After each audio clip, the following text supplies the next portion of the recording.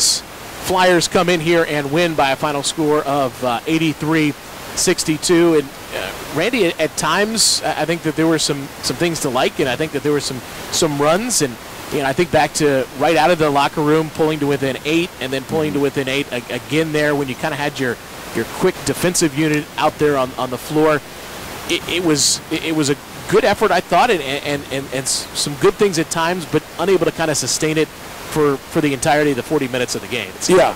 The whole difference right here is 17 turnovers, and they scored 27 points off 17 turnovers. And Bellarmine was the same way. Every mistake we made, they capitalized on, and that's what good teams do. When you make that mistake, they jump on it, and that's what we can't have. First off, you can't have 17 turnovers against a good team, and then secondly, let them turn it into 27 points. But there's so many good things to learn from. I mean, good as far as good things we did and things we didn't do well. That is going to make our team grow if we're smart and we heed the wisdom from this game film. In the first half, Ryan Jackson had 20 points going into the locker room. It seemed like in the second half the emphasis was to keep him from touching the basketball at all.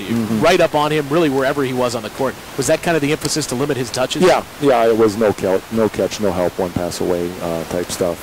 Things like that you got to do when a guy kind of gets a hot hand. And I thought we did a good job. I thought we made some things frustrating for him in the second half.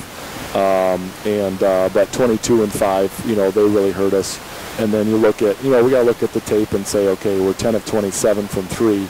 And you say, well, that's too many threes. But on the same token, I don't know. I got to watch the tape. I mean, if they're wide open, good look threes, 2 really good threes, and they're just not going in, I don't know if that is too many threes, So we just got to take a look at that, and we got to go from there.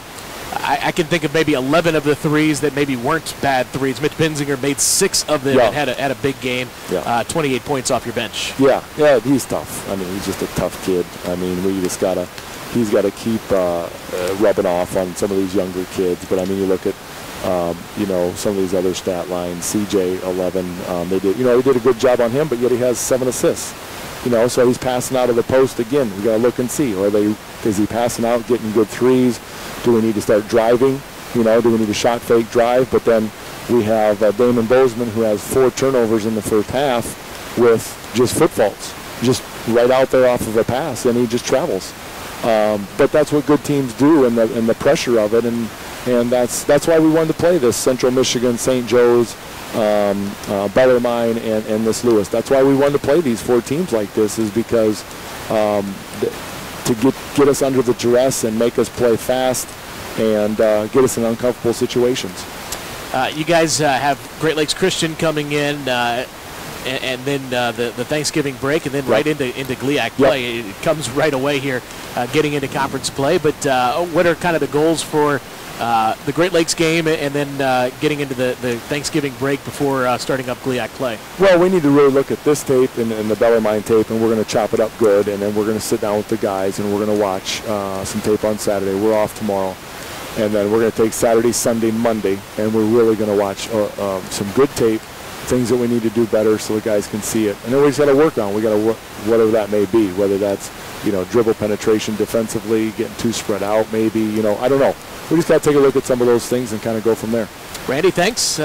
We look forward to the Great Lakes game and then the start of GLIAC play. Thanks for joining us. Thank you. Appreciate it. Randy Baruth with us here. The Cardinals dropped this one by a final score of 83-62, and that wraps up our coverage from here on campus in Saginaw.